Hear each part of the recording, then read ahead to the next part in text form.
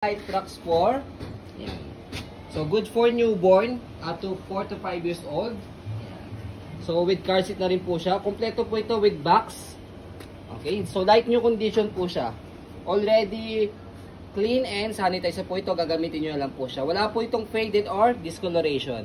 Okay, so ito po yung details po niya one by one. So kompleto yan. Ito yung unahin natin yung kanyang canopy. So meron siya extension canopy. Ayan. Ito yung kanyang peekaboo. Ang ganda pa nito, jackpot ang makakakuha nito. Yan. Ang brand new price ito, 23,000. Yan. Pero we're selling this as low price from the brand new price. So yan po yung setup niya kapag nakapang newborn. Okay, na fully reclined. As you can see, malapad siya at mahaba. So this one is foot map siya na extra pad na rin. So yan, shoot nyo lang dito yung kanyang tawag dito, mga pad, harness pad. Okay, so pwede nyo namang hindi gamitin to. Ginagamit lang naman itong foot map if in case na sa malalamig na lugar. Okay, Taga Baguio kayo, taga Tagaytay kayo. so yan, kasama na rin yan, inclusion na rin namin yan. So yan. Okay, so harness pad kompleto, belt lock, wala po siyang putol, 5 harness. Yan, as you can see, meron siyang butas dito for newborn, toddler, and kids. Depende po sa laki ng baby nyo. Yan. So sa pag upo sa kanya, adjust lang muna natin dito sa ilalim. Pe-pressure lang po dito kapag iupo nyo po si baby. And then, adjust natin siya. Ayan. So, pwede siyang i-adjust by semi-reclined. Ito po yung una, pangalawa. Ayan. And then, yung pinaka upong-upo. Ayan. Okay? As you can see, flatted siya. Ayan. Harness pad. Front handle. May pad rin ba siya kasama? Pressure lang po dito sa left and right side. Slide. Yan. Pag lalagay nyo po, tatagalin nyo po si baby. Okay? So next natin, yung kanyang footrest. Tapakan ng paa. Pati yung gulong niya sa harapan. Body frame sa left side. Yan. And then, body frame sa right side. Parang water lang naman. Makinis pa. Wala Kaya, yung uka. Walang para scratch. sa amin na maselang seller. So pwede po ito sa mga maselang mga buyers. Kasi light yung condition pa siya.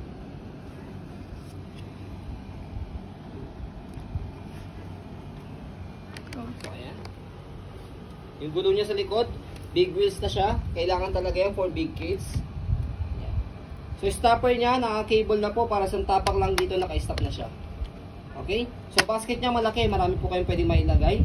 So, dito siya ina-adjust. Press niyo po ito. Kapag gusto niyo po siya ihiga. Ayan. Diyan nyo lang po siya i-adjust. Oh. Okay, yan yung likod niya. Ayan. So, next natin na ginagandahan pa sa kanya, leather na yung handle niya. Saka meron pa siya dito lagay ng cup. And dito, bahala kayo kung ano nang gusto nyo pwede ilagay dito. Ito yung stroller ni Kong PB na nag-Japan sila ata yun. Sinakyan niya. Yan yun. Ganda nito. Tibay niyan. Worth it to. Sinakyan ni Kong yan, di ba? Prove it and test namin to sa mga big kids na. Okay. So yan, sige. Pakita natin, sakay ako. 66 kg ako. Si Kong nga kaya eh, ni-stroll pa eh.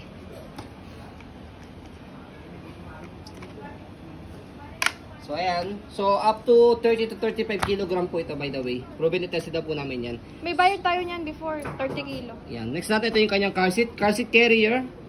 Yan, and then rocker na rin po siya. Kompleto po yan sa pad. Yan, harness pad, belt lock, wala po yan putol. So pe-press nyo lang po dito kapag i-adjust nyo po siya. Ito. Yan, luluwagan nyo siya.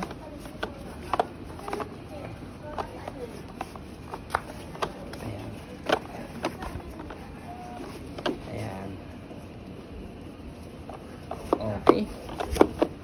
Pag sisikipan naman po, hatakin nyo lang siya. Ganun lang.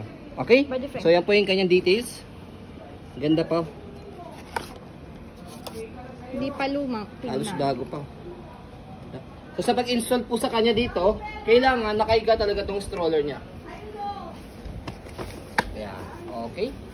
After nyan, shoot nyo lang po yan dito. Mag-automatic lock naman po yan. Ayan. Okay. So para sure kayo na nakalock siya,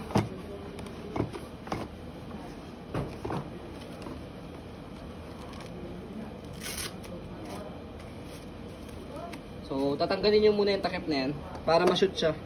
Ito. Pwede matagalan yung tela kung nagmamadali kayo.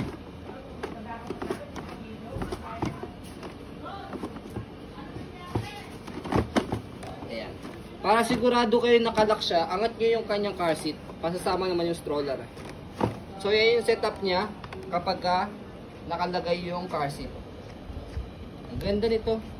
So, ang tulong kasi ng car seat ito, syempre for safety purposes sa baby. Saka, kapag po nakatulog si baby sa sasakyan, bubuhatin nyo lang po yung car seat. Hindi nyo na kailangan gisingin si baby. Ayan. Okay? So, sa pagtanggal naman ito, press nyo lang to. By the way, yung canopy niya, fold. Ayan. Adjustable. Carrier. Ayan. And then next natin, yung handle niya, press nyo lang dito. Yan po yung adjust. Tapos, kapag naman po tatanggal yung car seat dito sa likod, ito, pe-press nyo lang po ito. Press nyo lang siya, tapos iangat nyo lang po. Okay? So, next natin, ayan, nadumingan lang itong pad.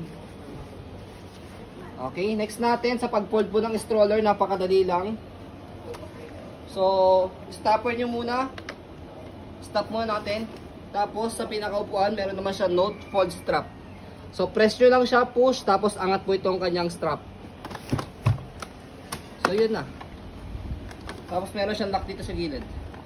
Compress nyo lang siya. Yun na. Ganyan lang siya kadali.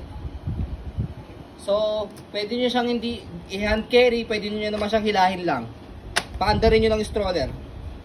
Para siyang luggage type. Diba? Sa pag-open sa kanya, tanggalin lang yung lock sa gilid, tapos bubukan nyo lang. Yan. Kaya less hassle siya sa pag-open saka sa pag-fold. Okay? So, ito yung kanyang box. Andiyan pa yung price niya. 22,999.75. Okay? So, ayan po. Sa mga gusto makatipid ng stroller with car seat, like new condition pa. Meron pa siya kasamang foot map and then may box. Last year lang yan, Fenor. Pauna na lang po kasi bihira lang kami magkaroon ng getong stocks. Wala pa itong 1 year.